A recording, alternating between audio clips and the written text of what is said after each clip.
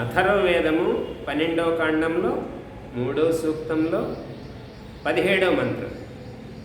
ఇందులో విషయము లోభమునకు లొంగరాదు, అంటే లోభి గుణం ఉండకూడదనేది పరమాత్మ ఇందులో చెప్తున్నారు. వేదమంత్రం చూద్దాం. ఓం స్వర్గం లోకమభినోనయాసి సంజాయయ సహ పుత్రైః శ్యామ గృహ్ణామి హస్తమనుమై త్వత్ర మానస్తారీన్నిరుతిర్మో అరాతిః. పరమేశ్వర, నీవు, ఇది ఒక ప్రార్థన. పరమేశ్వర అనేది ముందు సంబోధన వచ్చిందండి ప్రార్థన కింద. నీవు నహ మాకు ఎల్లప్పుడూ స్వర్గం లోకం అంటే సుఖకరమగు లోకమునే, అంటే శాశ్వత సుఖకరమగు లోకం. సుఖం అంటే ఇంద్రియాలతో వచ్చే సుఖము అశాశ్వతము, క్షణకాలమే, ఆ తర్వాత దుఃఖం వస్తుంది. అదే స్వర్గమ లోకం అంటే శాశ్వత సుఖం ఇచ్చేటటువంటి లోకం స్వర్గలోకం. అభినయాసి ప్రాప్తింపచేయుదువు.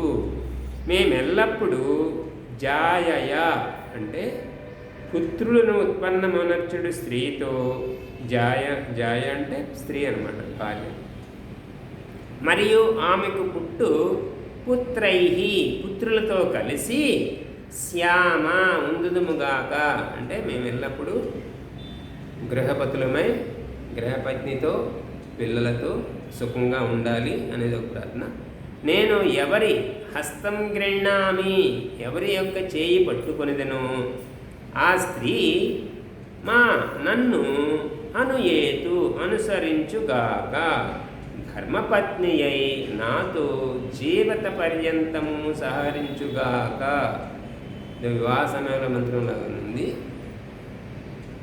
ఏ స్త్రీ అయితే తనను వివాహమాడాడో ఆ స్త్రీ జీవితాంతము నాతో చేయి పట్టుకుని నడవాలి, అంటే ఇద్దరు కూడా ఒకే మాట ఒకటే బాటగా నడవాలి, జీవితాంతం నడవాలని ఇక్కడ అంటున్నారు. అలాగే నిర్గతి పాపము విషయవాసనలు నన్ను మాతారీత్ బాధించకుండుగాక, అంటే పాపములు ఎలాగ బాధిస్తాయి, విషయవాసనలు పాపం బాధిస్తాయి, కోరికలు మితిమీరిన కోరికలు ఇవన్నీ బాధిస్తాయి.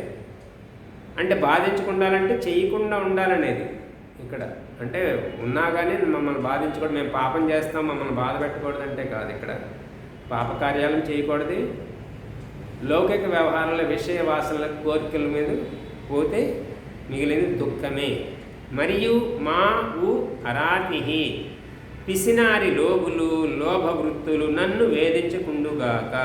అది పిసినారితనం వృత్తి ప్రవృత్తి, ధనం మీద ఆశ, ధనం పెంచుకోవాలి, ధనం దాచుకోవాలి అనేటటువంటి లోభి.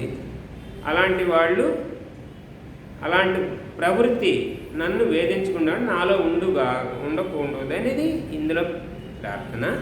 ఇక్కడ భావార్థము యోగ్యులైగు దంపతులు అంటే యోగ్యులైనటువంటి దంపతులు ఒకరికొకరు ఇద్దరు వివాహానంతరము జీవితాంతము పొరుగు విరుపులు లేకుండా అన్యోన్య అనురాగాలతో కలిసి మెలిసి ఉండవలను. అది భార్యాభర్తలిద్దరూ కలిసిమెలిసి అన్యోన్యంగా జీవించాలి, ఒకరి కోసం ఒకరి మాటను ఒకరు అర్థం చేసుకుంటూ.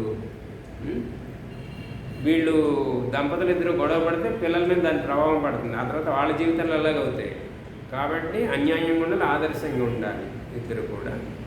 భార్యాభర్తలు సంతానము అందరూ ఒకే చోట నివసించవలను. పాపులను లోబులను లోభవృత్తులను దరిచేయనివ్వవలదు.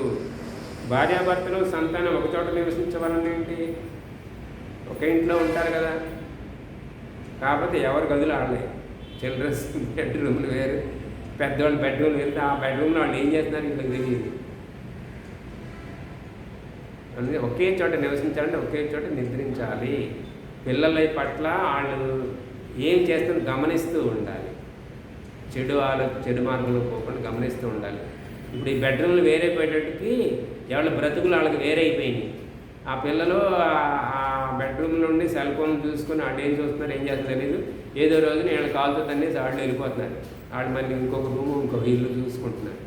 కాబట్టి అలా ఉండకూడదు అనేది పరమాత్మ చెప్తున్నాడు. పాపము, పాపులు, లోగులు, లోభవృతులు దరి చేయని వాళ్ళు, అలాంటి గుణాలు రాకూడదు, అలాంటి వాళ్ళతో స్నేహం చేయకూడదు. లోభ గుణస్థులు అనేది ఈ మంత్రంలో మంచి సందేశము. ఓమితి శం.